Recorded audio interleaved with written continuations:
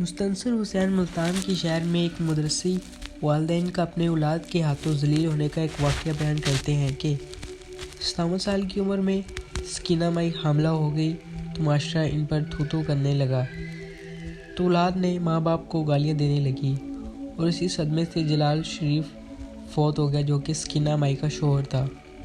और बेटियों ने लोगों की बातों की वजह से उनको घर से बाहर निकाल दिया।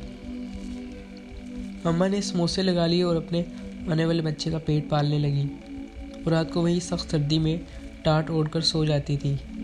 1 साल बाद औलाद को पता चला कि सारी जायदाद तो अब्बा आने वाले बच्चे के नाम कर गया है, तो भागते हुए इनके पीछे गए तो इनके होश ही उड़ गए जब वहाँ सकीना माई को पिछले 1 हफ्ते से बार बार उल्टियाँ आ रही थी। इनकी तबीयत तो बहुत ज़्यादा ख़राब होती जा रही थी। इनके बेटे बेटियाँ इस वक्त इनके सराने ही में बैठे थे, अपनी माँ की इस हालत पर बेस्तों की तरह एक गहरी सांस खारिज करके अपनी शरीक हयात अर्थ ज़िंदगी में इन्हें एक साथी दिखी थी। इन्होंने क्या बीमारी लग चुकी थी कि इसके बारे में पहले भी गांव के एक हकीम से मुस्तकीम माई का चेक करवाया और तमाम बीमारी की अलामत देखी, तो इसने यही कह दिया कि लगता है कि इनका जिगर काम करना बंद कर चुका है। ये बस थोड़े ही दिन की मेहमान रह गई हैं। बेहतर है कि आप इनको भरपूर ख्याल रखें, इन्हें अच्छा टाइम दें और जो बाकी अल्लाह को मंजूर हो वही होगा। सिर्फ इसके बारे में इन्हें भनक भी नहीं लगने दी। सकीना माई को घर ले आए तो सकीना माई की तीनों बेटियां, जो कि अपनी माँ से बेहद मोहब्बत करती थी, अपने भाइयों और बाप का तुरा बच्चे देखा तो परेशान हो गई। अब्बा से कहने लगी कि अब्बा, माँ को क्या बीमारी है, आप लोग इस कदर क्यों को दिखाई दे रहे हैं। तो आप लोग अम्मा को डॉक्टर के पास लेकर जाते थे मगर कभी परेशान नहीं होते थे, कहीं कोई परेशानी वाली बात तो नहीं। दिलार शरीफ से तुम्हारी अम्मा की थोड़ी ही देर रह गए हैं, जितना हो सके इसका ख्याल रखो, इससे प्यार मोहब्बत और इससे दुआ करो, अल्लाह ताला इसकी ज़िंदगी बढ़ा दे। वरना हकीम साहब ने जब से मुझे तुम्हारी माँ की सेहत के बारे में बताया है तो मैं टूट कर रह गया हूँ। बेटियां भी समझ चुकी थी कि अब अम्मा के थोड़े दिन बाकी रह गए हैं, इसलिए सभी और उसके तमाम शरीफ बच्चे अपनी माँ की खिदमत में जुट गए। सभी के सभी इस दुनिया में इस तरह सकीना में शरीफ बेहद, इस तरह इन्होंने अपनी औलाद को बेहद मोहब्बत दी, इसी तरह माँ ने भी इनको बहुत ज़्यादा चाहा था। इस हालत में तो गोया यही छीन ली थी बड़े बेटे हम शादी सर पर आ चुकी थी, मगर सकीना बेगम की तबीयत ने सारी जगह पर पानी फेर दिया। लड़कियों में नाइट की हालत देखकर हमें तो लगता था कि ना दिन तक जिंदा नहीं रह सकेंगी, इसलिए बेहतर है कि मरने से पहले एक दफ़ा अपने बेटे की खुशियों को देखकर तुमने इसे चाहे शायद से ही सही ही हामिद और रज़ीदा की शादी कर दी जाए।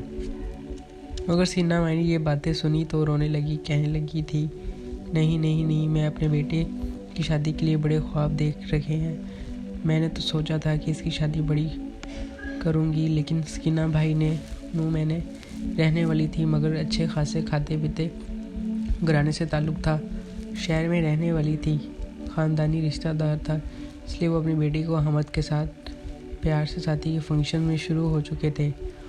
मगर जब सकीना माई पर नज़र पड़ी तो इनके बच्चे खोलकर खुशी नहीं मना रहे थे, क्योंकि इन्हें अपनी माँ की फ़िक्र थी।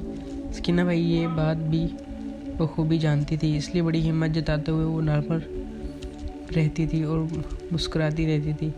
सब उठते बैठते इसे कोई बीमारी तो नहीं, जबकि अंदर ही अंदर इसके बहुत बड़ा परेशान रहती थी। उस बेटे की बारात थी।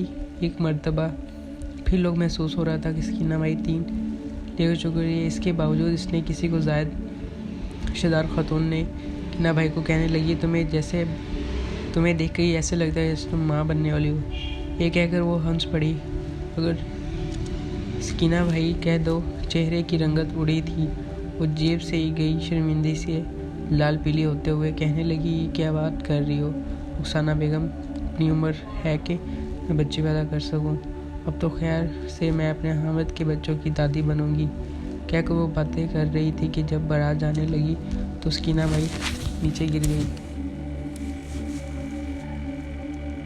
सारी खुशियों पर एक मरतबा फिर से पानी भर चुका था। लड़की वाले चेहरे उतरे हुए थे। ये क्या बात है, इससे तो अच्छा था कि सादगी से ही निकाह कर लेते। क्या फ़ायदा, सारे मेहमानों का मूड निकल गया। अच्छे खासे हंसते खेलते माहौल में अजीब सी बदनसीबी पैदा हो गई। हामिद भी अपने माँ बाप को अस्पताल लेकर जाने लगा, मगर इसके बाप इसे वहीं रोक लिया। कहने लगा कि तुम यहीं रुको, तो हम सकीना माई को लेकर अस्पताल बाकी जा चुके थे। ये शहर का बड़ा अस्पताल था, जहाँ पर तफसील से जब सकीना माई को टेस्ट कर दिया गया तो इनके सारे टेस्ट में कोई इशू नहीं आया। इनके जिगर का भी कोई मसला नहीं था और दिल का, मगर में से एक रिपोर्ट इनके सबसे ज़िंदगी बदल कर रह चुकी थी। वहाँ शादी हाल से बार बार कॉल्स आ रही थी। वही मोहम्मद शरीफ लेडी डॉक्टर के सामने बैठे थे। ने जब रिपोर्ट पढ़ी, नज़र सामने बैठे हुए दोनों लोगों पर डाली, फिर गला कंधा गए। चेहरे पर हर किसी की मुस्कान से जाकर कहने लगी कि आप सकीना। मोहम्मद शरीफ फ़ौरन अटकते हुए कहने लगा कि मैं अब गए महीना सकीना माई बनने वाली थी और बस एक हमला, ये अल्फाज तो गोया सर पर पट्टे थे कि कितनी देर कुछ बोल ही नहीं पाए। अभी वो पटे जिंदगी को चारों तरीके चेहरे को देखता या तो जबकि दाढ़ी पर हाथ रखने लगा। इसके बाद आखिरकार चंद ही दिन में वो बच्चा बाहर आ गया और इसके बाद मैं इसकी न उसके सारे बच्चे हंसी खुशी रहने लगे।